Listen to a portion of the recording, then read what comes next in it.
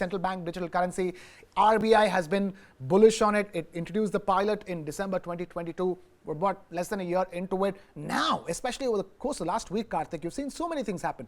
State Bank of India, India's largest bank, coming up with a QR code for interoperability between UPI and the e-rupee. And then RBI's Governor Shaktikanta Das literally using every podium that he's been speaking on in the last few days to push for the use of e-rupee and the advantages of e-rupee, especially when it comes to cross-border transactions, big block cross-border transactions. So I think we'll come to all of that, and it's a large discussion we'll have. But what I really want to get from Kush right now is this sort of renewed energy, enthusiasm, and excitement around the whole fintech space.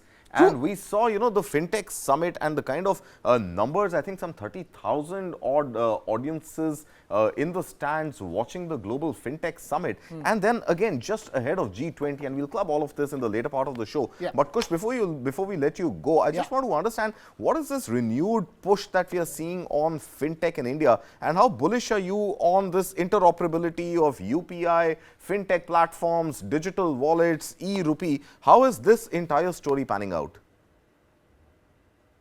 Rather well. In fact, I will say the advent, or rather the push for geo financial services and the kind of consumer base they have is a shot in the arm for this entire space. You see, the biggest challenge in the fintech space, we keep talking about India and Bharat as two probably will be the same going with the comments. But yeah, we talk about these two economies. We talk about these two economies, parallel economies. The only difference was that the bridge that was missing. Now, if Jio does manage to accomplish what it set out to, then I think there is an immense opportunity that the entire fintech space will have. Today we're talking about let me give a couple of examples. The fact that we will soon be allowed to pay via our credit cards, using UPI is one next jump. I don't think anyone's buying insurance, in the rural areas, on Policy Bazaar. Now, once these kind of transactions are, I wouldn't say allowed or enabled. It's just that once these transactions pick up space, the fintech space is probably going to go through the roof. Sadly, there aren't too many listed players to take advantage of that just yet. But yes, as in when the infrastructure is put in place, the numbers start to trickle in.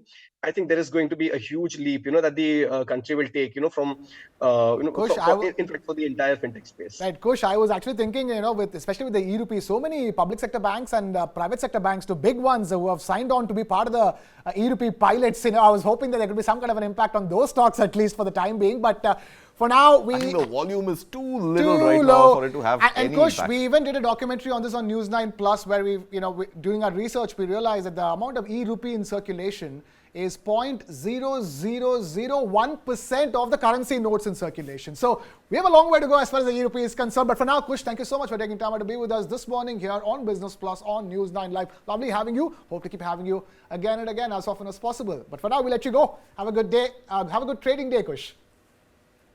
You too. Thank you so much for having me over.